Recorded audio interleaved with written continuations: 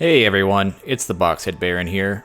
Today I want to talk about Final Fantasy XVI with you guys. Just my thoughts and impressions about the game. I do want to start off by saying that I am a huge Square Enix and Final Fantasy fanboy, so understand that I am going to view this game from a positive lens by default. But I am a pretty impartial human being, and I'm definitely going to try to cover this with a fair amount of scrutiny when it comes to the negatives as well as the positives for this game.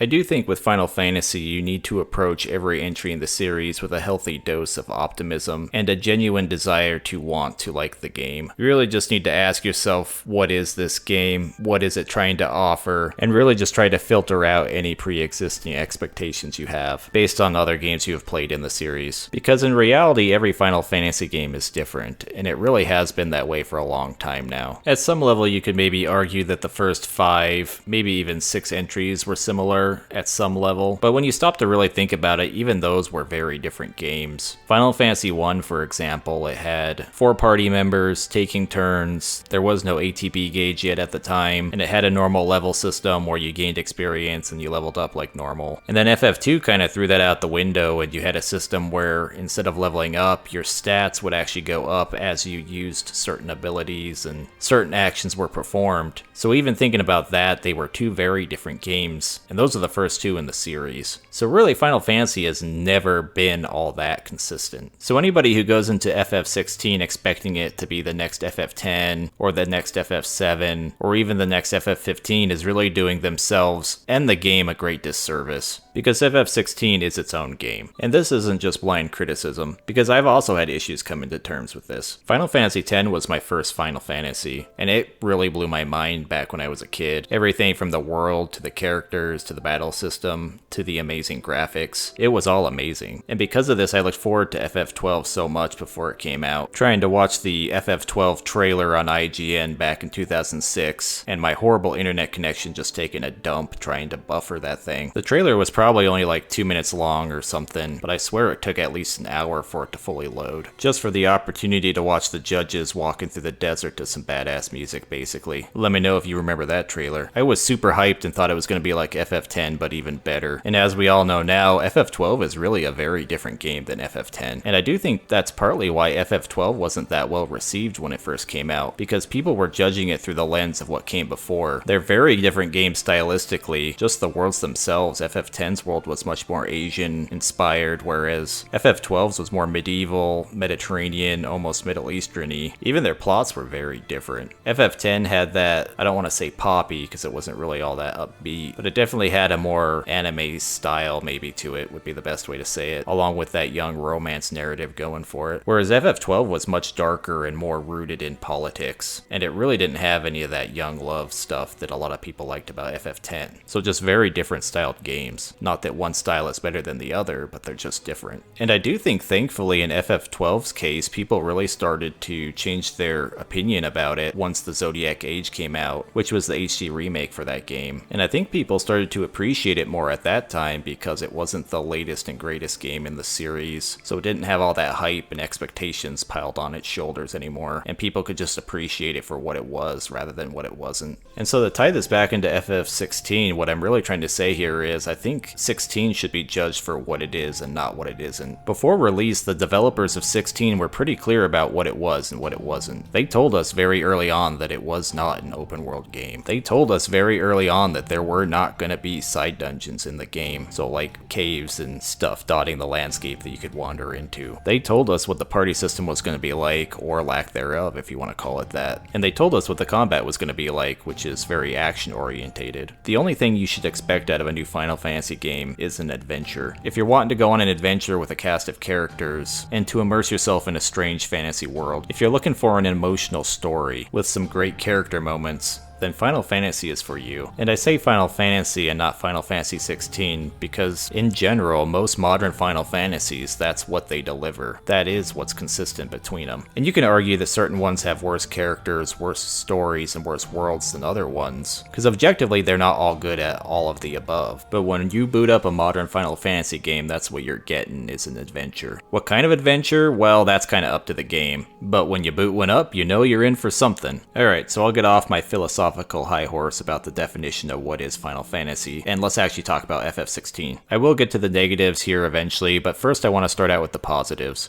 FF16 is very much a complete game. Out of the gate, you don't need to invest in any side content like you did with FF15. There's no movie spin-offs, there's no anime, there's no books, there's nothing. You just boot up the game and it tells you everything about it. FF16 is very self-contained and it's great because of it. The cutscenes, dialogue, voice acting, and cinematography are probably the best that it's ever been in a Final Fantasy game. 16 really nails it when it comes to sequencing together a cutscene. Just the way the camera cuts between shots and the way it all flows is just very, very nice. The voice actors, don't even get me started with some of them. The guy who voices Clive, he does a very good job at showing emotion. And whoever voices Sid, I think we can all appreciate that man's voice. FF16's battle system is often described as being like Devil May Cry, which isn't an unfair comparison, since it does have the same battle director as those games. But I do think that also does the battle system in FF16 a bit of a discredit, because it is very different. From my experience, pulling off things like precision dodges are much easier in FF16 versus other action games,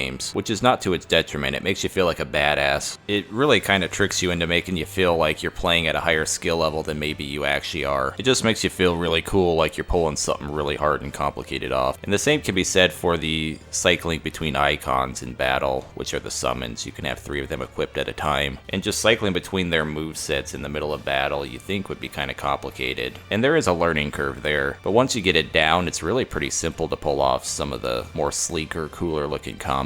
Using Garuda, for example, to get yourself and the enemy up into the air, and then using Titan's fist attack to pound down on any enemies below you. It looks really cool in practice, but it's not really all that hard to pull off when you're actually doing it. And I think that's really where the combat system in FF16 shines, because it is actually pretty deep, but it's also really easy to get into and combo and make it look cool even if you're maybe not at the skill level of like what most people would consider a good Devil May Cry player, for example. So if you were turned off by the change in battle system of FF16 and you're thinking it's not for you because you're not good at those kind of games, don't get hung up too much on the Devil May Cry comparisons, because I really don't think the skill level needed to play this game is anywhere near what Devil May Cry expects out of a player. So in general, I guess what I'm trying to say is battles make you feel like a badass, especially during key boss fights and other scripted moments during the main story. Some of the more common enemies and the packs of enemies, I kind of refer to them as trash mobs, and they do get a little stale fighting those guys after a while, especially since the enemy variety in this game can be a little thin at times. I also really want to give a shout out to all the dialogue that random NPCs have, and this isn't the dialogue for NPCs that you have to walk up to and push a button to actually start the dialogue, but rather the ones that you're walking by and they just start speaking a line. As you're still playing the game, they just give you a little bit of a dialogue about what's going on in the area or the world. It's just amazing how many lines of dialogue some of these characters have. It really makes the world feel alive. Oftentimes the same NPC will have just a new piece of dialogue after every little story moment. So you'll visit a town after one thing happens, they'll say one thing, and then after another story beat, you go back to the same area and they've already updated their dialogue to say something completely different. It's really impressive, and I don't think enough credit gets given to this kind of stuff, because really when you think about it, for each one of these pieces of dialogue, Square Enix had to write it, so there was a writer involved. They had to record it with a voice actor in a recording booth, and then for 3, they had to actually program it into the game to update that dialogue per character, per scenario. So it's really not that trivial to have this kind of a system in place and to have it have so many lines as it does. So I just thought that was kind of cool and thought it was worth mentioning. An FF7 remake was actually really good at this too, just maybe on a slightly smaller scale. The music in FF16 doesn't really need to be talked about too much, because as per usual, it's just kind of amazing. I think even in this day and age, most people can agree Final Fantasy just has good music. Even in the games that people consider the weaker in the series, you can still count on some pretty good tunes. And I have seen a few people on the internet who have mentioned that they hadn't either noticed FF16's music really, like it didn't stand out to them, or they weren't a big fan of it. And to those people, all I have to say is, and I'm saying this honestly,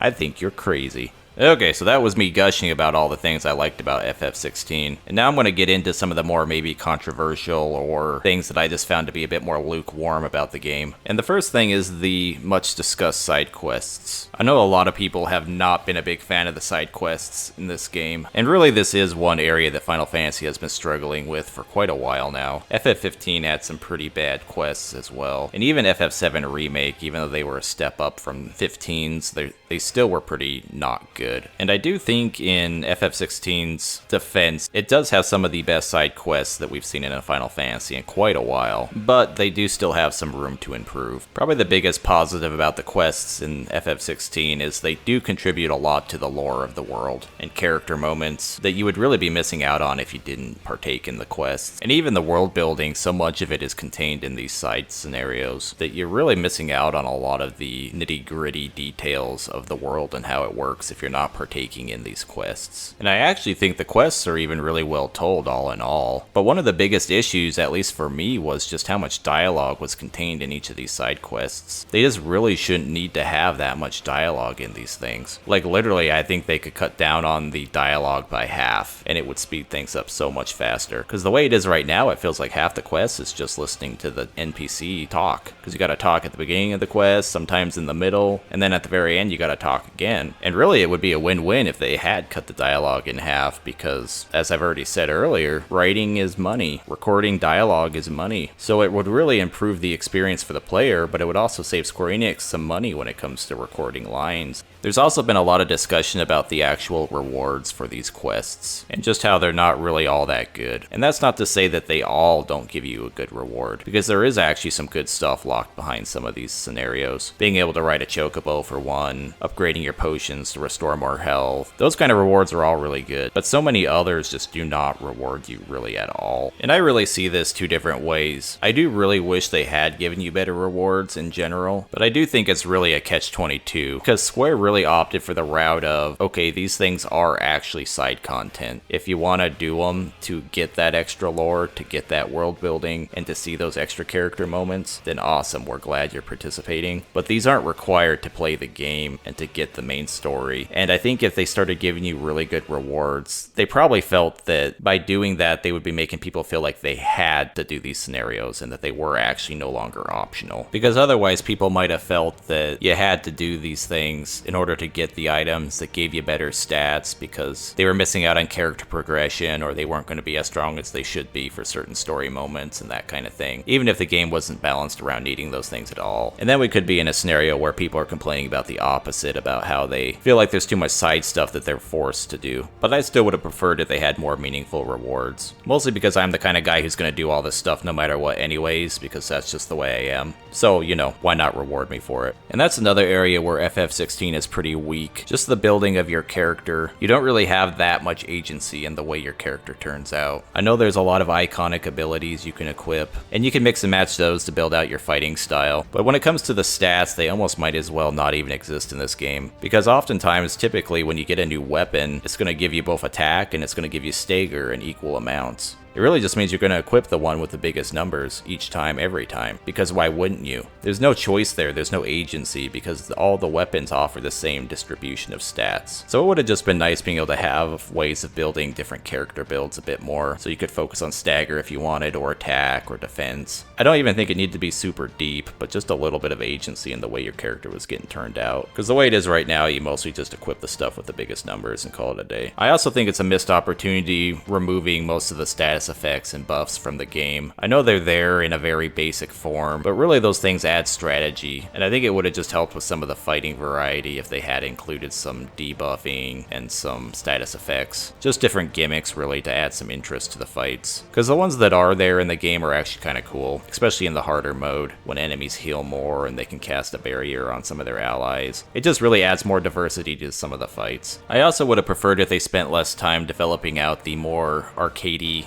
elements of the game. The way it is right now, you can actually replay story sequences, and when you replay them, it'll actually score you. Based on your combos and the attack strings you're pulling off, and just your performance in general, it'll rank you and put you on a leaderboard. I just don't really think that was necessary, and I'm sure it didn't take a lot of time to develop. I think that time could have been placed somewhere else in the development cycle, and they would have got more bang for their buck out of the amount of time they did spend on it. Because no game's perfect, including this game, and there are definitely other areas that could have used that time. I do think one of of the more questionable decisions was having the color palette change about 3/4 of the way through the game. And what I mean by this is after a very key story moment, the lighting in the game itself actually changes permanently from then on. So you really spend the last 1/4 or so of the game with this lighting that's just off. And it makes perfect sense from a world building perspective and from a story perspective, but it doesn't change the fact that it just makes the game dreary and almost ugly, honestly. And if you are somebody doing all the side content, so much of the side content takes place during this time period. So you're spending so much of the side questing portion of the game with this just horrible lighting. And I actually booted up the game after I beat it on Final Fantasy mode, which is the game's new Game Plus hard mode. And I remember playing it over again and thinking, geez, this game looks amazing. Why does it look so good all of a sudden? And it occurred to me, well, it was because the lighting was normal at the beginning of the game versus where it had been at the end when I'd beat it and I'd been questing for so long in that dreary lighting. And I know I can't be the only person who was affected by this. And I already mentioned it, but this game does have a new Game Plus hard mode, which they call Final Fantasy mode, and you only unlock it obviously after you beat the game once. And I'm all for this, because anything that gives me an excuse to play through a Final Fantasy game again is a good excuse in my book, because I really like playing them over again anyways. Just having that extra reason to go and do it, it really helps. So I hope they continue to do this, because I know FF7 Remake had a hard mode too that unlocked after you beat the game, and I also really appreciated it there. In FF16's case, it's really cool because you get to start the game over, but keep all your abilities, because you do unlock some of the iconic abilities so late in the game you don't really get to use them fully. But the second run really gives you a lot of opportunity to make use of some of those abilities. And I'm about halfway through playing on this game mode right now, and I can say it does ramp up pretty hard, the difficulty does, around the halfway point. So to start wrapping this up, I don't think I've really expressed yet how amazing some of this game's set pieces are. More modern Final Fantasies have really been defined by their set pieces. Often they're some of the most iconic moments in the games, and they're the things that people really remember about them after they've beaten them. Things like Yuna's wedding sequence in FF10, or the Leviathan sequence in Altissia in FF15, even though the gameplay during that scenario was a little questionable. And I would honestly say that's where FF16 excels the most at, is delivering on those set pieces. And not just at delivering them, but really excelling at making them modern feeling. These moments are really the ones the reviewers out there are highlighting as the highs of the game, and I agree with them. They do stick with you. Just the intensity of the combination of the gameplay with the music, with the sequencing of the camera angles during some of the battles, it's really a very, very satisfying feeling. It's pretty much peak gaming when your adrenaline's flowing and you're precision dodging and everything is just going perfectly. It's like a well choreographed dance almost, some of these boss fights. And it's really something you need to play for yourself. You can watch video recordings of some of these events in the game, but you don't get that feeling unless you're there playing it with the controller in your hand. The narrative is also really good and compelling in this game. I would say it starts out a lot more like FF12 towards the beginning, and then without spoiling anything, it ends a bit more like FF10. And really what I mean by that is it just starts out more with human villains, more politics, and then towards the end it slowly gets more into the realm of god slaying and fighting things that aren't necessarily human. It's a pretty common story arc by this point, especially in RPGs and Final Fantasy. And this game pulls it off pretty good, I would say, but it is a little formulaic in that regard. And honestly, I definitely would have preferred if it had stayed a bit more political and more human-y in terms of the villains. Just to do something different, really, more than anything, it would have been nice. And I'll also say, if you are a big fan of Final Fantasy, FF16 does a very good job at still feeling like a Final Fantasy. It's very hard to describe how a Final Fantasy feels, but in my opinion, that's really what it is. It's a feeling. Because each game is really so different. But there's certain feelings you get when you play one, and when you feel it, you know you're playing a Final Fantasy. It's always the chocobos, for one. When you're seeing chocobos, you're playing Final Fantasy. That's pretty much just as basic as it gets. But a lot of the lighting and angles of the camera during certain cutscenes, those things feel Final Fantasy. The sight of a crashed airship in the middle of a lake, with rays of light beaming down on it. Those of you who have played 16 know what I'm talking about. That area is Final Fantasy. The Bahamut fight, which I won't spoil, you can't tell me that didn't feel like Final Fantasy. The FF9 in that sequence, oh man, the FF9 is strong in that. But even the later part of that fight, there's some real FF7 Bahamut summon juju in that. I think it's a little too early for me to rank where exactly FF16 falls in the hierarchy of Final Fantasies for me. I really do feel like with games like this, you need to give it time. You need to think back on the game and you just kind of need to digest how you really feel about it before you can really compare it to something else. So for me, I couldn't tell you right now where this falls, if it's a top 5 Final Fantasy game, or top 10, or if it's number 1. I think those kind of things really only become evident after you've had time to reflect on them. And I say that because oftentimes you'll play a game and you'll think it's the best thing ever, and then several months later you'll think back on it and maybe you'll start thinking, oh well, maybe it wasn't actually as good as I thought it was, or no, that actually wasn't all that great. Really, I think it's with a retrospective of time that you really get a feel for what is truly a good game for you and which ones aren't. But I can say the FF16 is a very strong entry in the series, and in a lot of ways it's a very good return to form, just in the quality of the package as a whole. It's really been a very long time since we've had such a well-rounded game in the Final Fantasy series. The battle system is good, the graphics are good, the story is good, the music is good. This is something you really haven't been able to say about a Final Fantasy in a while, and I do think FF16 is going to be looked back upon very, very positively in the long run, despite maybe some of the controversies right now. I think those will die down eventually and people will see this game for what it really is, which is just a very fun, solid game. You know, take out the fact that it's Final Fantasy and just look at it as a game. Remove all the expectations, and what's left is just a very good game. Not a perfect game, but a very, very good, solid video game. Please let me know in the comments what your thoughts and opinions are on this game. I'd really like to know. While you're at it, please subscribe as well. It really helps me out, because I'm desperate and could use some of those. But more than anything, I really just want to thank you for watching this video. So, from the bottom of my heart, genuinely, thank you. And I hope I'll see you in the next video.